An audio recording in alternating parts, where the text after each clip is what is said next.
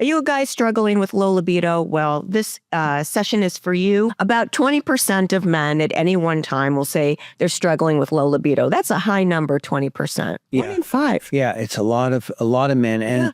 And you know, part of what makes it challenging for guys is that the stereotype is that guys are supposed to be always ready to go. Drop of a hat, little gust of wind going by, all that should be just enough to get him going. And often for guys, it's not. Right. And then it's a problem within the relationship. Absolutely. If they're in a relationship. And it's a problem that the guy then ends up beating himself up about. Right. Because he feels like he should have this desire that's always been with him and now it's not. So what the heck is going on? Exactly. So if he has a low libido, then he's feeling defeated in life because of this low libido. It's sort of like the problem sort of plays on itself and gets... Before we start, a small disclaimer. The Sex Doctors podcast is not a substitute for medical or psychological advice. Welcome to the Sex Doctors, featuring Dr. Marianne Brandon, clinical psychologist and diplomate in sex therapy, and Dr. Abraham Morgentaler, renowned urologist and expert in sexual medicine and testosterone therapy. Together, they bring you expert insights into sex, intimacy, and relationships. Let's dive in. I believe in miracles. Where from? Bigger for him. Yeah. And if you don't have, the other thing is that within relationships, if the guys don't have libido, if they don't have that drive for sex, being able to have sexual activity, even if they consciously want to, often doesn't work out that well, right? Absolutely. So the erection doesn't happen really, in most cases, unless the guy is really aroused, unless he's got desire for it. Right. Yeah. Right. Which is different for women, because if a woman wants to have sex and her desire is low or she's not aroused, but she still wants to have sex, chances are she can. She can get some lube and make it happen.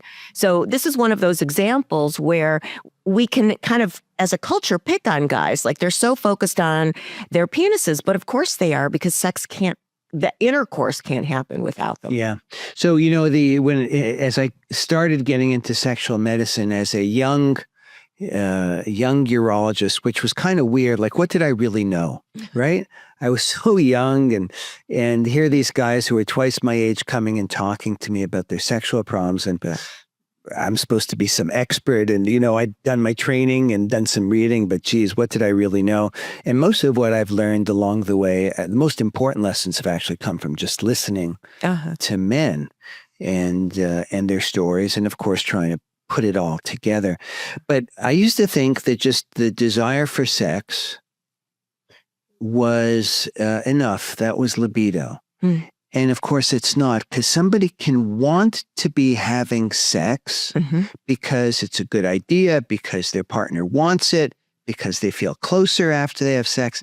But that doesn't mean that they have libido, which is that grrr, baby, that hunger, that need, that drive, like the sexual thoughts that are sort of push their way into his brain. Right. Right. Yeah. So those are two different things. Libido is really the primal feeling, the urge, the need. Right. And it's completely separate from this brain, sort of higher level brain function of, oh, having sex would be a good thing to do. Absolutely. In fact, I hear women say fairly frequently, I want to want. Yeah. And that's what you're referring to. Yeah, exactly. Yeah.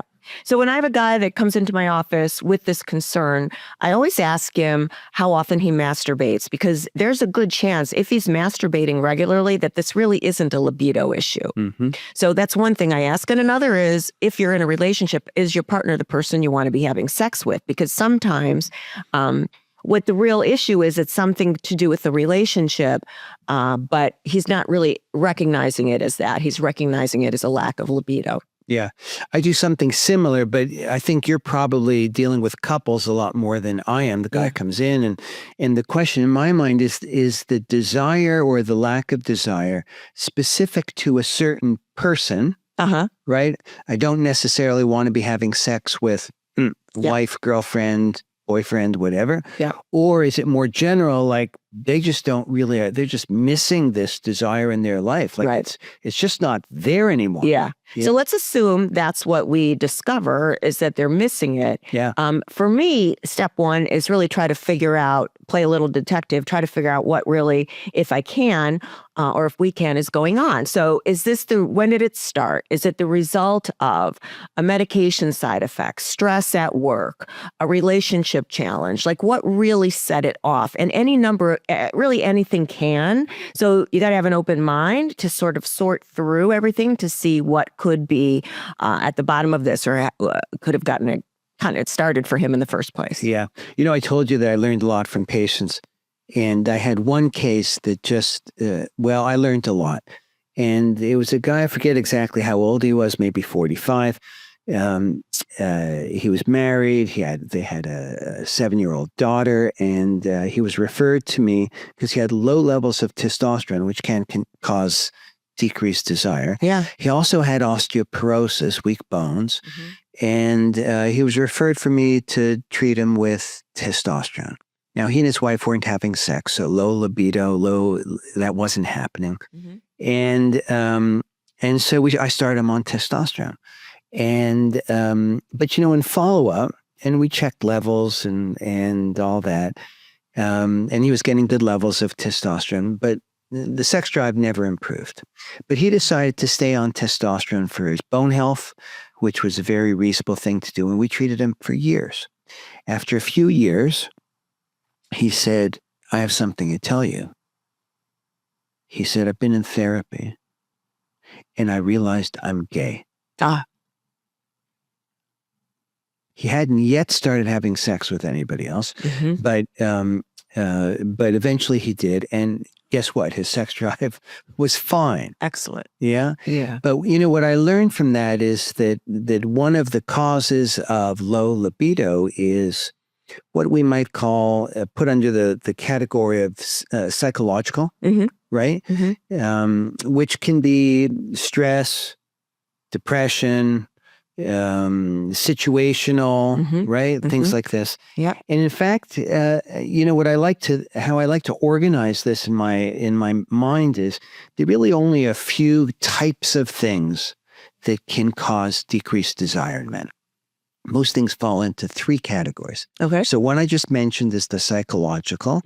The second is side effects of medications. And the third is low testosterone. That accounts for probably 98, 99% of cases of low libido. And when we don't have the answer, sometimes it'll show up years later as it did with that one case of mine.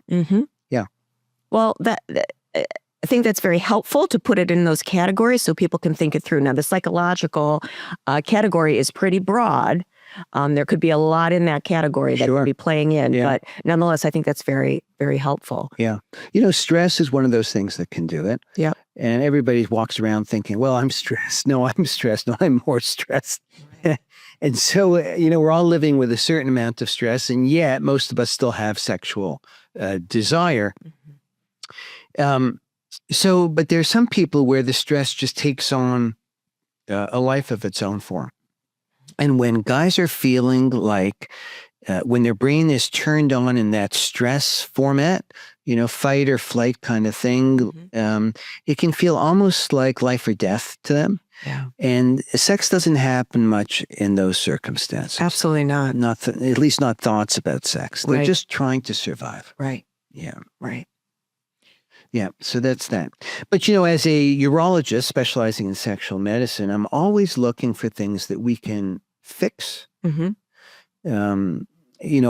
not going to be doing therapy with people and figuring out their relationship so much. Thank goodness we have people like you who do that. But I'm looking for, what are the kinds of medications that can cause trouble? So there's a few that are the most common offenders. If you actually look at the medications, in any compendium of medications, you'll see that sexual side effects show up for a huge percentage. Something on the order of a third of the medications out there can do it in some cases. But the usual offenders, problems are the antidepressants, especially the SSRIs. Yep. Yeah. Beta blockers, which are often used to slow heart rates for people who have high blood pressure or cardiac issues. And then some medications that we use in urology to shrink prostates, like finasteride and dutasteride, that have sexual side effects associated with them too. Those are sort of the most common offenders, but it can happen with almost any medication. The usual tell that it's a medication problem is that the guy starts the medication on one day, and within days to weeks to maybe a month or so, starts noticing, hey, something's wrong here. You're right. He's not thinking about sex that much, doesn't want it. The one thing I mentioned, those medicines to shrink the prostate, for people who have frequent urination, strangely enough, those medications can have a delayed effect on sexuality. And sometimes the guys have been on it for years, when all of a sudden they've got this problem, and we bring up, well, you're on this medication that could do this, and say, oh, no, I've been on it for a year or two. Wow. And I had desire. And I stop it anyway with many of these guys. Just to see. And in many cases, it actually gets better. What would be the mechanism that it would take years to have that impact? So I don't know for sure, but, those medications actually reduce not testosterone, but something called dihydrotestosterone, or DHT. Uh-huh. So, because DHT is the main type of testosterone-like substance that causes prostate to be its whatever size it is. And if you stop it, the prostate shrinks. But DHT and T can contribute to libido. Mm-hmm. So as soon as you take that medicine, the DHT level goes close to zero. Mm-hmm. But T is wherever it is. And it's possible that over a course of some time, the testosterone declines too. Mm-hmm. And then there's the problem. So there's something happening in between. And they may not even have low testosterone, but it's lower than it was when they started the medication a couple of years ago. I wonder if some of those men, too, have sort of, they write it off to age. Like they think that they're at a certain age, they probably would lose their libido and don't even come to see you or see a urologist. Yeah, it's a great point. So I often ask the question, so how's whether they bring it up or not, how's your sex drive? They say, and there's a common answer. They say, well, pretty good for my age, I guess. Uh-huh. And that phrase, pretty good for my age, I guess, means that in their head, they've already discounted how good or how strong their desire is supposed to be. Yeah. They're comparing it to what they think somebody their age should be experiencing, which may be fair, may not be fair. Yeah. We did a study years ago where for guys who were starting with testosterone, we would ask them a series of questions before they would start and then in follow-up. And it would be things like sex drive and directions and sense of energy and all this. And the number of people who on follow-up said that their sex drive was improved was much greater, is a bigger number than the people who thought there was a problem when they started. Wow. And what that says to me is that they had already discounted it. Yeah. They thought they were okay for their age or whatever. Yeah. And it wasn't until they went on testosterone that they say, oh my God, I'd forgotten what this feels like. And feels so good for people. Sex drive helps people feel vital and alive. It's a very energizing sensation. Yeah, there's a linkage there, and I haven't seen anything written about this, but there is some link between sense of vitality and confidence, mood, and desire, right? So everything seems to work in parallel around this. People who often are feeling like they're on top of the world, something has happened, major success at work or somewhere else, sex drive tends to be great, right? And on the other hand, people get depressed, their mood is down, sex drive suffers. Absolutely true. And in fact, when I'm working with people with low desire, there's sort of three main categories I explore with them, and one of which is a sense of disempowerment in the world. When someone's libido is low, they're often feeling disempowered in their relationship, disempowered in their life, their work, which sort of feeds that low libido. So I'm looking to see how we can help him feel more energized by life in general again. And I think it's an important element. That's great. So they're often feeling disempowered. Oftentimes in their relationship, when no one sort of recognizes in the relationship that that's going on. Like no one's trying to, like his partner's not trying to disempower him. Somehow that dynamic has unfolded, and for whatever reason. Yeah. And it's really impacting him pretty profoundly. So that sense of disempowerment in the world or in the relationship is something that I would really encourage people to think about if they're struggling with low libido. Another thing is their connection to their body in general, because, you know, we all spend so much time thinking and organizing and planning and really just sort of above the neck in our bodies. But desire, libido, that's more, you know, for a guy, it's in his balls, sort of. It's like it's in pelvis, it's in his body. And if he's so disconnected from that he's on the computer all day or whatever he's doing, and he's not really inhabiting his body anymore, he's not going to feel his desire if he has it. Right. So he's got to I encourage things like Tai Chi, yoga, some sort of regular body experience where he starts to feel his body again, which is good for more than just libido. Oh, I love that. Yeah. And it's super So important. you have them go out and be active physically. Yeah. Yeah. Absolutely. I have them join, if they can, a sport so that they can be with other men and kind of get stirred up by like whatever hormones happen when guys get together. And Drum groups. I'm not opposed. Yeah, I used to love drum groups myself. I wasn't thinking about it in terms of testosterone, but all right. So anything to a guy being with other guys in a competition can be helpful, I think, in like stirring up that vital energy. Yeah. But a regular discipline that gets people out of their heads and into their bodies, Yeah. super important. So again, I love Tai Chi. It's a regular practice that can be really good for people's mood and their sense of stress and all of that, very beneficial. Yeah. But this isn't just like go to yoga once a month. This is like 3 times a week, or have some sort of routine that you do at home. You don't have to go to a class, but get out of your head. You got to be in your body. You got to be in your pelvis. Mm-hmm. So, and finally, I ask guys to start to figure out what turns them on again. There's so much out there, from sex toys to different kinds of porn. They've got to find stuff that triggers them. So sometimes it takes some effort to look through available stuff, like, whatever, the porn that's out there, whatever, to find it. But they need to find some ways to sort of remind their body they're sexual and trigger them again. So that's another thing I tend to do with guys. Yeah. Very good. Women too. But Yeah. Implied in our conversation is the idea that libido is actually fine and good and normal. Yeah. And I just want to point out for our listeners and viewers that there is, I think this is maybe more recent, but some of it may be older too, the sense that there's something wrong with guys who always have desire, right? Like their desire is some reflection on the bad aspects of masculinity. And, what's really important is that it's normal. Mm-hmm.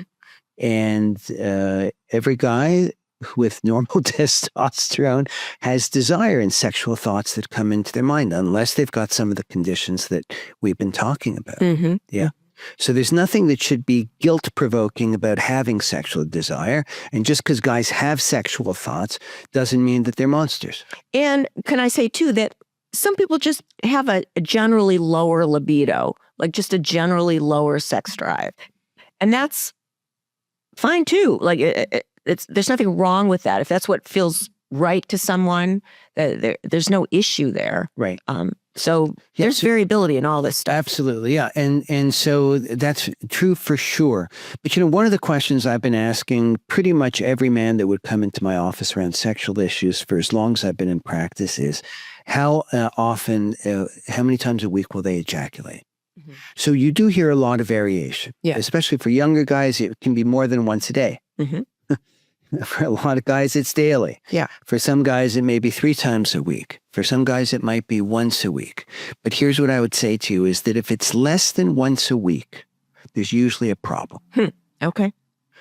And in those cases, it's usually the case that we're going to find something like low levels of testosterone or a medication side effect or something like that that's going on. Which is really important because really if your testosterone level's low, like we've been talking about, other things are being hurt by that low testosterone as well, or negatively affected is maybe the word I need to say. Yeah. So it's not, testosterone is not just about libido. Yeah. It's about so many other things too. Yeah. So I'm going to tell you one interesting story from the research, old research about testosterone and libido. We've been treating advanced prostate cancer since the 1940s by castration. We used to actually do surgical castration, remove the testicles with an operation. Beginning in the late 1980s, really, we started doing it almost exclusively with medications that lower testosterone. But when I was in training, we still did a lot of the regular castration. And somebody did a study, I think it was in the 1980s, I don't remember the author, but I thought it was fantastic. And what they did is that they took these men who had been treated in this way. And so it's been an observation forever that men who lose their testicles and therefore drop their testosterone severely, stop being interested in sex for the most part, and stop being sexually able, in terms of the erection. Yeah. But it's always been known. I mean, and there have been eunuchs going back several millennia now, where there were some men who had lost their testicles or had them removed, who could still function sexually. So there's always like this question. In the study, what they did is they took these men who basically weren't able to function on their own, right? They didn't get erections anymore. They didn't have desire. And they hooked them up to a machine that would, like a little band that would go around the penis, was hooked up to a monitor. So the monitor could detect when the penis was expanding. Okay? Okay. Partial erection or full erection. And then they showed them stuff, right? And it turned out that a large number of these guys who claimed to have no desire and no ability to get erections, once they were able to view sexually stimulating stuff, actually got erections. Now, today is a hard situation because if you have a phone, you have access to all sorts of sexual imagery, right? Whether you want it or not, right? You just go on Twitter or X or whatever, like there's ads for movies, like there's a lot of pretty explicit stuff. Back then that wasn't so true. Yeah. But what it spoke to then in terms of how things work in the brain is that the testosterone helps men generate their own fantasy material, but that if fantasy material was presented to them, they might still respond. Interesting. So there's a little subtlety in that. Yeah. Anyway, I thought that was interesting when I read it, and I couldn't stop myself from sharing it with you here. Well, you know what? I know it's probably time to wrap up, but let me just say that I will encourage women with low desire to look at porn, even if they don't feel turned on, just to see what happens. Yeah. And it can engage them. Yes. So it's the same concept. Yeah, there's an analogy in there, isn't there? Yeah. Which is that even for people who have their all their hormone-producing organs intact, or even are on hormone treatments, right, HRT or testosterone, that visual imagery, porn, listening to erotica can actually give people scenarios in their brains that they can find useful actually in sexual relations. Yep. Well, I think that's a marvelous place for us to end. Well, we've apparently bored our cat yet again, but I found it great. Well, I think that when he sleeps, it means he's happy. Oh, that's true. Yeah, so I think he liked this conversation. Okay. Yeah. Otherwise, he would have just left and found it annoying. He does that sometimes, yes. So thus ends another podcast of The Sex Doctors. We hope to see you back another time for more of this content. Take care. Bye-bye. Thank you for listening to The Sex Doctors with Dr. Marianne Brandon and Dr. Abraham Morgentaler. Be sure to subscribe, leave a review, and tune in next time for more expert advice on sexual health and relationships.